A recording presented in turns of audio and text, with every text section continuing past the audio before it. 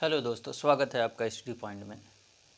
पिछली क्लास में मैंने आप लोगों को वैदिक सभ्यता के बारे में बताया था। जैसा कि बताया था कि वैदिक सभ्यता मुख्यतः दो भागों में विभाजित था, एक वैदिक काल, एक उत्तर वैदिक काल। उत्तर वैदिक काल आते आते हमने देखा कि सामाजिक व्यवस्था पूर्णतः परिवर्तित हो गई थी, स्त्रियों की दशा काफ़ी दयनीय हो गई थी, एक नए वर्ग शूद्र वर्ग की उत्पत्ति उस समय हमें देखने को मिलती है। सामाजिक संकीर्णता होने के कारण लोगों में एक सामाजिक परिवर्तन की लहर दौड़ी, जिसका परिणाम हुआ कि उत्तर वैदिक काल आते आते 6ठी शताब्दी ईसा पूर्व तक उस क्षेत्र में कई धार्मिक विचारों का उद्भव हुआ। जैसा कि हम बताते हैं कि लगभग 500 से अधिक संप्रदायों का उस क्षेत्र में जो है कि उद्भव हुआ, नए नए धार्मिक विचार, जिसमें दो प्रमुख हम देखते हैं, एक बौद्ध और एक जैन। तो आज की क्लास हमारी जो है बौद्ध धर्म पे परिचर्चा करेंगे। बौद्ध धर्म के बारे में हम देखते हैं कि यह बहुत ही सार्थक और उपयुक्त विचारधारा थी। इसका परिणाम है कि 21वीं शताब्दी में भी आज भी बौद्ध धर्म जो है कि तथागत रूप से चला आ रहा है और इसकी प्रासंगिकता बनी हुई है। आइए हम देखते हैं इससे संबंधित कुछ फैक्ट। लोगों ने कहा कि इस नोट डाउन रहने पे आप लोगों को थोड़ा सा आसानी होगा, इसलिए हमने जो है कि अब नए तरीके से फॉर्मेट में चीज़ों को दिया है। देखिए, यहाँ पे हम आपको फैक्ट भी बताएंगे और कॉन्सेप्ट भी क्लियर करते चलेंगे कि बौद्ध धर्म से क्या क्या विचारधाराएं उद्भव हुआ है। सबसे पहले बौद्ध धर्म, जैसा कि हम जानते हैं, इसके प्रवर्तक महात्मा बुद्ध थे। बचपन में कहा जाता है कि इनके पिता शुद्धोधन को एक महात्मा ने, ऋषि ने यह बताया कि आपका पुत्र जो है या तो बहुत बड़ा धर्म प्रवर्तक बनेगा, मतलब सन्यासी बनेगा बहुत बड़ा, या तो राजपाट में एक राजा विशाल जो शासन करेगा। तो इनके पिता के विचार में ये आया कि सन्यासी मेरा पुत्र बनेगा, हम मतलब ऐसी परिस्थितियां उत्पन्न कर दें जिससे कि हमारा बेटा जो है सन्यास की तरफ न जाए, राजपाट में ही रहे। तो इसी का परिणाम था कि गौतम बुद्ध का विवाह बचपन में ही कर दिया गया। उस क्षेत्र की सबसे सुंदर कन्या कहा जाता था उस समय यशोधरा को, जिससे इनका विवाह कर दिया गया। इनका एक लड़का हुआ जिसका नाम राहुल था। लेकिन हम देखेंगे कि जब ये राज्य के दौरे पे निकलते हैं तो ये देखते हैं कि सर्वप्रथम एक बीमार व्यक्ति दिखाई देता है, दूसरे पक्ष में हम देखते हैं कि नहीं, पहले में एक बूढ़ा व्यक्ति दिखाई देता है, दूसरे पक्ष में हम देखेंगे कि एक बीमार व्यक्ति दिखाई देता है, फिर एक मृत शैया पे जाता हुआ व्यक्ति दिखाई देता है, और अंततः हम देखेंगे कि एक सन्यासी दिखाई देता है। इन चारों चित्रों को देखने पर उनके मनोभाव पे जो सबसे अधिक प्रभाव पड़ता है वह पड़ता है सन्यासी का। उनको ये पता चलता है कि एक दिन हम भी बीमार होंगे, हम भी वृद्ध होंगे, हम भी बुजुर्ग होंगे, और एक दिन मर जाएंगे। उसमें सबसे जो अनुकूल प्रभाव पड़ा था वह सन्यासी का। इन्होंने देखा कि सन्यासी एक मगन है, खुश है, प्रसन्न है, और उसका शरीर भी एक अवस्था को जो है बनाए रखे हुए है। अर्थात ये हुआ कि वृद्धावस्था में भी वो अपने आप को प्रसन्नचित बना और स्वस्थ दिखाई दे रहा था, किसी प्रकार की उस पर चिंता नहीं थी। तो ये चित्र देखने के बाद उनके मन में एक विचार आया। इसी का परिणाम था 29 वर्ष की आयु में गौतम बुद्ध जो है कि अपने पत्नी यशोधरा और बेटे राहुल को छोड़कर जो है 29 वर्ष की अवस्था में निकल गए। अनोमा नदी के तट पर जाते हैं, वहाँ पे जो है अपना मुंडन प्रक्रिया कराते हैं और संन्यास ग्रहण करते हैं और भ्रमण पे निकल जाते हैं। तो ये इनसे संबंधित कुछ जानकारी गौतम से।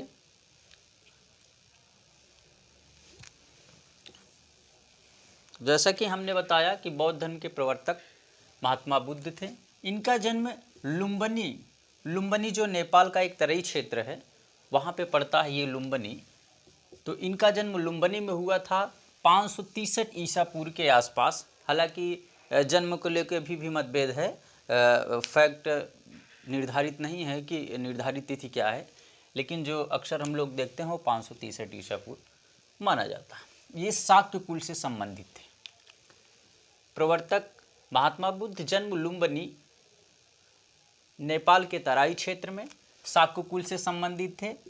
माता का नाम महामाया था, लेकिन इनका जो पालन पोषण होता है वो इनकी मौसी करती है, जो गौतमी प्रजापति थी, वो इनका पालन पोषण करते हैं। इनके पिता का नाम शुद्धोधन था। इनका विवाह यशोधरा के साथ हुआ था। यहाँ पे एक क्वेश्चन आता है, यशोधरा के अन्य नाम हैं जैसे गोपा, बिंबा और भद्दकच्छना। यशोधरा के अन्य नाम गोपा, बिंबा, भद्दकच्छना। जैसा कि हमने बताया कि 29 वर्ष की आयु में गृह त्याग देते हैं, घर छोड़ देते हैं, जाते हैं अनोमा नदी के तट पर ये संन्यास जो है ग्रहण करते हैं। उसके बाद ये जो है कि अपने गुरु के तलाश में, ज्ञान की तलाश में निकल जाते हैं। 6 वर्ष के भ्रमण करने के बाद, तपस्या करने के बाद ये पहुँचते हैं 29 वर्ष जब इनकी आयु होती है तो बैसाखी पूर्णिमा के दिन पीपल के वृक्ष के नीचे इनको ज्ञान की प्राप्ति होती है। कहाँ पे? निरंजन आया पुनपुन नदी के तट पर। अब देखिए यहाँ से आपको क्वेश्चन, पहला क्वेश्चन जो बनता है यार, यशोधरा के अन्य नाम गोपा, बिंबा और भद्दकच्छना। दूसरा क्वेश्चन, इनके प्रथम गुरु अलर कलाम थे। बुद्ध के प्रथम गुरु अलर कलाम थे। ये सांख्य दर्शन के प्रवर्तक थे, उपनिषदों विचारधारा के थे ये। इसीलिए बौद्ध शिक्षा पे या बौद्ध धर्म पे कहीं कहीं आपको उपनिषदों का प्रभाव दिखाई पड़ता है। जैसे कर्मवाद की बात करते हैं तो ये सबसे प्रथम, जैसा कि हमने उपनिषद पढ़ाते हुए बताया था कि वैदिक धर्म के विरोध में उपनिषदी विचारधारा में क्या किया हुआ था, यह कहा गया था कि यज्ञवाद जो वैदिक धर्म हमने बनाया कि कोई भी कर्म यज्ञ के माध्यम से प्राप्त किया जा सकता है। अर्थात ये हुआ कि कुछ भी प्राप्त करना हो तो हम यज्ञ के माध्यम से प्राप्त कर सकते हैं। इसके विपरीत एक विचारधारा थी उपनिषदी विचारधारा, जिसमें यज्ञवाद और कर्मकांड का विरोध किया गया था और उसकी तुलना टूटे हुए नाव से की गई थी, जिस पे बैठकर भवसागर को अर्थात नदी को पार नहीं किया जा सकता। वहाँ पे कर्मवाद पे उपनिषदों में वही प्रभाव, जो इनके गुरु थे अलर कलाम थे, सांख्य दर्शन के आचार्य थे, इसी कारण जो है बौद्ध के शिक्षाओं में जो है कर्मवाद पर विशेष जोर दिया गया है। तो एक क्वेश्चन ये, प्रथम गुरु अलर कलाम, ज्ञान प्राप्ति इनको 35 वर्ष की आयु में वैसाखी पूर्णिमा के दिन पीपल या वट के वृक्ष के नीचे निरंजन और पुनपुन नदी के तट पर हुआ था। एक पुनपुन नदी, उसके नीचे वट के नीचे बैठे हुए थे, वहाँ पे इनको ज्ञान प्राप्ति होती है। तो ये पूछता है किस वृक्ष के नीचे, किस नदी के तट पर, ठीक। और जो प्रथम संन्यास ग्रहण किए थे वो अनोमा नदी के तट पे थे, लेकिन ज्ञान प्राप्त निरंजन और पुनपुन नदी के तट पर हुआ। और प्रथम से इन्होंने कहाँ पे दिया था उपदेश? सारनाथ में। सारनाथ में इन्होंने अपना प्रथम उपदेश दिया, धर्मचक्र प्रवर्तन। जो प्रथम उपदेश दिया उसको कहा क्या गया है? धर्मचक्र प्रवर्तन। 5 ब्राह्मणों को कौन कौन से थे? उपाली, आनंद, मोगललना, श्रेय पुत्र और अश्वदीप, ठीक। तो ये हो गया आपका।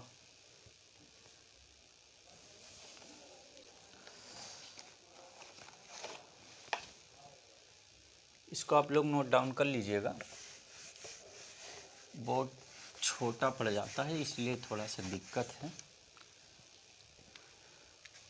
प्रथम उपदेश कहाँ दिया था? सारनाथ में, जिसको क्या कहते हैं हम? धर्मचक्र प्रवर्तन। 5 शिष्य कौन कौन से थे? उपाली,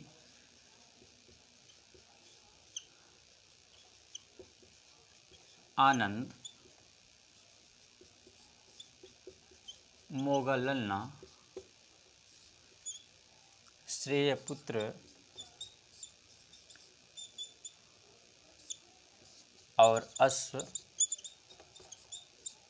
जीत। बहुत फैक्चुअल है ये, विशेषता पूछता नहीं जाएगा। फिलहाल आपको नोट डाउन करना हो तो आप लोग कर सकते हैं। ठीक, सर्दिक उपदेश इन्होंने कौशल देश की राजधानी श्रावस्ती में दिए। इनके अनुयायी बिंबिसार थे, प्रसेनजित थे, बाद में कनिष्क और अशोक ने इनकी विचारधाराओं को आगे बढ़ाया। तो पूछता है कि प्रसेनजित और बिंबिसार जो है किस धर्म के अनुयायी थे, तो आप क्या बता देंगे? बौद्ध धर्म के। और ये क्वेश्चन बहुत पूछता है कि सर्वाधिक उपदेश कहाँ पे दिए गए, किसमें? श्रावस्ती में। कौशल देश की राजधानी श्रावस्ती में सर्वाधिक उपदेश दिए गए। तो ये बुद्ध से संबंधित कुछ फैक्चुअल क्वेश्चन थे जो आपसे बार बार पूछे जाते हैं, इसको आप लोग नोट डाउन कर लीजिएगा। अब हम आते हैं बौद्ध धर्म के कॉन्सेप्ट पे। काफ़ी लंबी वीडियो हो जाएगा आपका, इसलिए हम इसको जो है कि 2 क्लास में बताएंगे। देखिए यहाँ पे कुछ फैक्ट हैं। इनके जन्म को जो इंडिकेट किया गया है वो कमल या सांड से, ठीक, प्रतीक के रूप में। और गृह त्याग को घोड़ा से, घोड़े पे बैठ के निकल गए, ऐसे आप याद कर सकते हैं। घोड़े पे बैठ के निकल गए, गृह को त्याग दिया। इसको कहा कहते हैं? महाभिनिष्क्रमण। ठीक, पूछता है महाभिनिष्क्रमण क्या है? गृह त्याग की घटना को बौद्ध धर्म में ये महाभिनिष्क्रमण कहा गया है। ज्ञान कहाँ प्राप्त किए थे? अभी बताएं, पीपल या वट के वृक्ष के नीचे। इसको धर्म चक्र प्रवर्तन हो गया। ठीक, धर्म चक्र प्रवर्तन हो गया, ज्ञान की प्राप्ति हो गई। यहाँ पे एक शब्द यूज हुआ तथागत। ठीक, जब ज्ञान प्राप्ति हो जाएगा तो ज्ञान प्राप्ति को हम तथागत भी कहते हैं। तथागत मतलब, इसको आप लोग जान लीजिए, सत्य को जान लेने वाला, मतलब जो सत्य को जान जाए। ज्ञान प्राप्ति के बाद ही इनका नाम क्या हुआ? बुद्ध पड़ गया। ठीक, तो ये कुछ फैक्ट थे। मृत्यु को स्तूप में जो इंडिकेट किया गया, इसको महापरिनिर्वाण कहा गया। तो इनको गृह त्याग के महाभिनिष्क्रमण, ज्ञान को धर्मचक्र प्रवर्तन और मृत्यु को महापरिनिर्वाण कहा गया।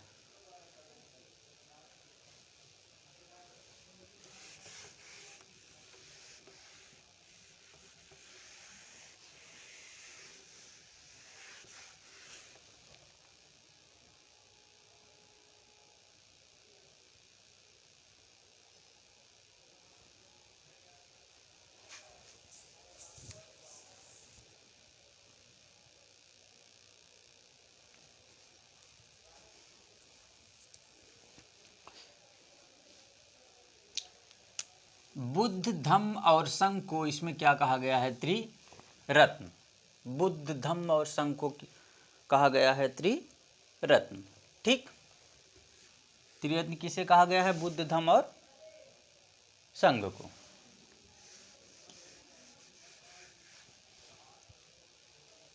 अब यहाँ पे आपको कॉन्सेप्ट देखने को मिलेगा। इनकी शिक्षा में हम देखेंगे इनका मूल विचार, जिसको 4 आर्य सत्य कहा गया। क्या 4 आर्य सत्य कहा गया? 4 आर्य सत्य में क्या है? पहला दुख, दुख समुदाय, दुख निरोध और दुख निरोध गामिनी प्रतिपदा। दुख पे इन्होंने कहा कि संसार में दुख ही दुख है, चारों तरफ दुख ही दुख है, ये संसार दुखों का पुलिंदा है। 4 आर्य सत्य में पहला चीज दुख। दुख समुदाय, दुख का कारण इसमें बताया गया है। दुख का क्या कारण? उन्होंने बताया कि इच्छाएं ही जो है दुख का कारण है। इच्छाएं ही दुख का कारण है। और इच्छाएं कैसी? अज्ञानता के कारण, मोह के कारण, माया के कारण। ठीक है, इच्छा ये है कि आज हम ये गाड़ी खरीद लें, आज यहाँ पे घर बनवा लें, आज ये चीज़ें कर लें, आज वो चीज़ें कर लें। जो हमारे पास है उससे हम संतुष्ट नहीं है, हमारी इच्छाएं पूर्ति नहीं होती। ठीक, जिसके पास कितना भी रहे लेकिन उसकी इच्छा कभी भी पूर्ति नहीं होती, उसकी इच्छाएं अनंत है और वही उसके दुख का कारण है। किसी को किसी चीज़ की कमी है, किसी को किसी चीज़ की कमी है, ठीक है। तो ये सारी चीज़ें इसमें बताई गई है। दुख समुदाय, दुख के बहुत सारे कारण, किसी के दुख का कारण पैसा है, किसी के दुख का कारण प्रेम है, किसी के दुख का कारण नौकरी है, तो बहुत सारी चीज़ें हैं, ये दुख समुदाय में बताया गया है। तीसरा, दुख निरोध। संसार में दुखी है तो दुख का कारण क्या है? इच्छा है। इच्छाओं में क्या है? अज्ञानता है, ठीक है, माया है, मोह है। दुख निरोध, कैसे इसको ख़त्म किया जाए? इच्छाओं की समाप्ति ही क्या है? दुख से छुटकारा पाने का एक हल है। दुख निरोध गामिनी प्रतिपदा, कैसे छुटकारा पाया जाए? तो इसमें इन्होंने अष्टांगिक मार्ग को बताया है। दुख से छुटकारा पाने के लिए अष्टांगिक मार्ग की परिकल्पना की गई है। अष्टांगिक मार्ग में क्या है ये हम आपको बताएंगे यहाँ पे, ठीक है। अष्टांगिक मार्ग में इसी को मध्यम प्रतिपदा, ठीक है, मध्यम प्रतिपदा या इसी को मध्यम मार्ग कहते हैं, जो उस समय भी उतना ही प्रासंगिक था, इतना आज भी प्रासंगिक है। मध्यम मार्ग का साधारण सा अर्थ अगर हम समझते हैं तो ये देखते हैं कि ज़्यादा भोजन करना तब भी समस्या है, कम करेंगे तब भी समस्या है, ज़्यादा धन का संचय करना भी पाप का कारण बन जाता है, धन नहीं है तब भी कारण है। तो इसी प्रकार एक किसी भी कार्य को करने का एक मध्यम मार्ग अपनाना चाहिए, जो जीवन के लिए सर्वथा उपयुक्त माना जाता है। ये अष्टांगिक मार्ग क्या क्या है, अष्ट मार्गों में क्या क्या है, इसको हम देखेंगे, क्रमानुसार देखेंगे।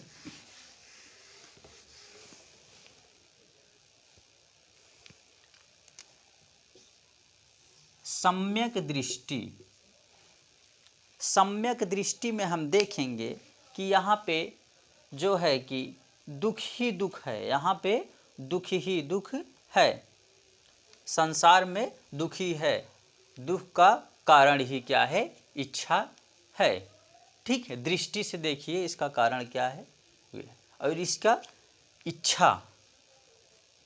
इच्छाओं की कारण ही संसार में दुख व्याप्त है। तो इसको कैसे समाप्त किया जाए? संकल्प किया जाए। क्या किया जाए? संकल्प किया जाए। संकल्प क्या कर सकते हैं आप?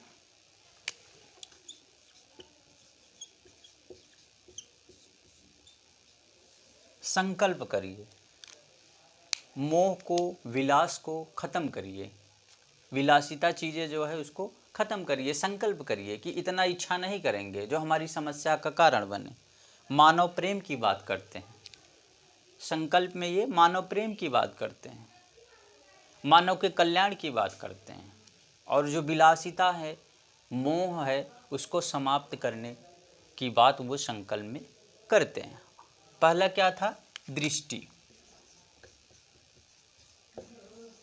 दृष्टि मतलब देखिए, दृष्टि मतलब देखिए, देखिए दृष्टि क्या है? तो उन्होंने देखा कि संसार में दुख ही दुख है, और दुख का कारण क्या है?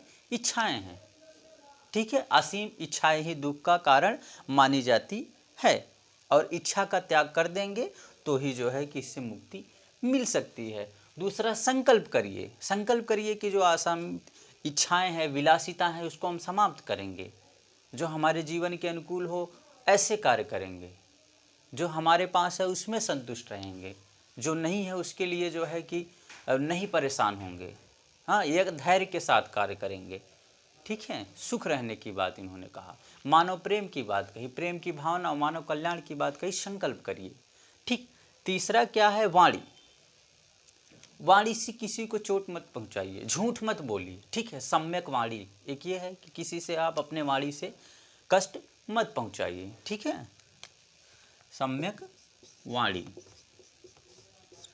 उसके बाद कर्म।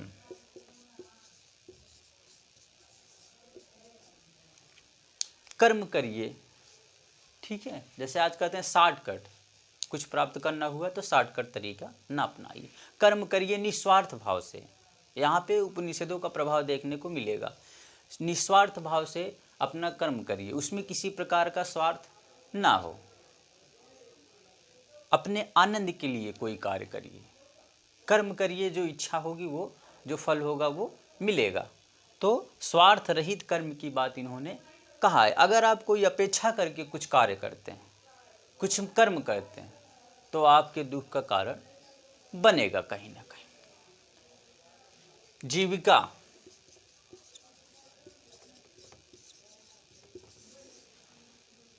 इन्होंने कहा जीविका कि मतलब कि ईमानदारी से कर्म करिए, ईमानदारी से कर्म करिए और जीविका का अर्जन करिए, बेईमानी का सहारा न करिए, झूठ मत बोलिए। जीविका अर्जन के लिए जो है अपना कर्म से और ईमानदारी से जीविका उपार्जन करिए।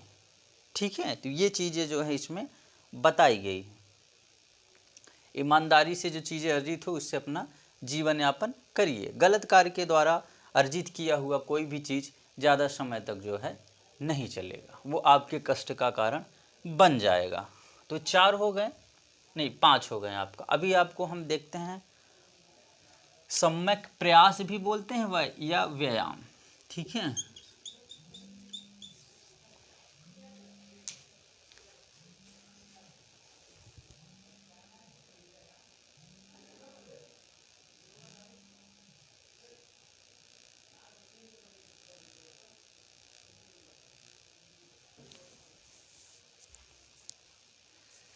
सम्यक प्रयास या व्यायाम।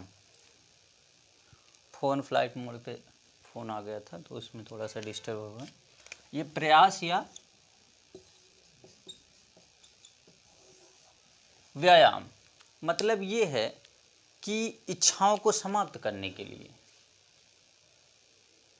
या ये अपनी यानी जो ज्ञानेंद्रियां हैं इस पे वश करने के लिए हमें मानसिक प्रयास करने होंगे और शरीर को स्वस्थ रखने के लिए व्यायाम करने होंगे। ठीक है, तो अपने असीमित इच्छाओं से समापन के लिए हमने अपने ज्ञानेंद्रियों पे नियंत्रण रखना होगा और इसके लिए हमें मानसिक प्रयास करना होगा। ठीक है, तो ये मानसिक प्रयास या मानसिक व्यायाम की बात करते हैं। स्मृति,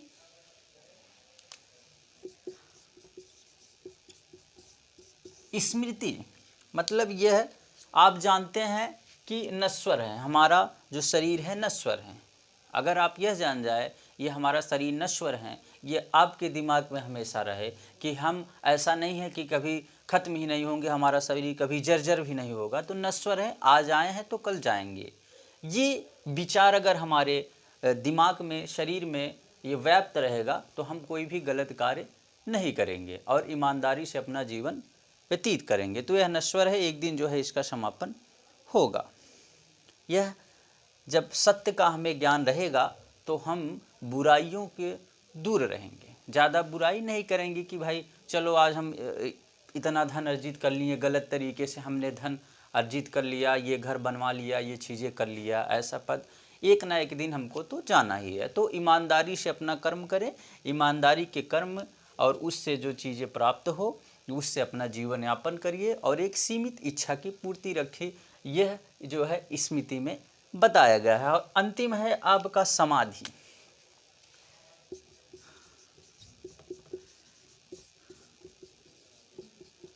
समाधि का अंदर है शांति, शांति या ध्यान। जीवन में शांति के माध्यम से, ध्यान के माध्यम से जो है समाधि प्राप्त की जा सकती है। तो ये हो गया त्रिरत्न बताया हमने, बुद्ध धम्म संघ, इनको त्रिरत्न कहा। 4 आर्य सत्य बताया। दुख, संसार में दुख ही दुख है। दुख समुदाय, इसका कारण इच्छा है, इच्छाएं, अज्ञानता, विलासिता, ये सारी चीज़ें दुख समुदाय में आ जाएंगे। दुख निरोध, दुख निरोध मतलब इसको सब समाप्त करने का कारण है इच्छाओं का दमन करना, इच्छाओं का समापन करना। और अंतिम में आएगा दुख निरोध गामिनी प्रतिपदा। इसको समाप्त करने के लिए इन्होंने 8 मार्ग बताए, जिसको अष्टांगिक मार्ग, माध्यम मार्ग, मध्यम प्रतिपदा कहा गया। इसमें हमने देखा सम्यक संकल्प, वाणी, कर्म, जीविका, व्यायाम, प्रयास, स्मृति, समाधि। इन्हीं 8 को कल्याण मित्र कहा जाता है, मतलब ये कल्याण करने वाले मित्र है अष्टांगिक मार्ग। इस प्रकार बुद्ध से संबंधित हमने कुछ शिक्षाओं के बारे में बता दिया। अगली क्लास में हम बौद्ध संगीतियों के बारे में बताएंगे, कुछ फैक्ट बताएंगे, ईश्वर पे विश्वास रखते थे कि नहीं, आत्मा के इनके क्या विचार थे। हाँ, प्रतीप्त समुत्पत्ता एक विचारधारा है, क्षणभंगुरवाद है, ये सारी चीज़ें हैं। वीडियो बहुत लंबी होती जा रही है, तो अगली क्लास में हम आपको बौद्ध धर्म का समाप्त कर देंगे। अब कोई अगर डाउट होगा तो आप जो है कि कमेंट करिएगा। चैनल को लाइक और सब्सक्राइब ज़्यादा से ज़्यादा करिए, जिससे आपको ज़्यादा से ज़्यादा वीडियो की प्राप्ति हो सके। और कुछ सुझाव हो तो अवश्य दीजिए। धन्यवाद।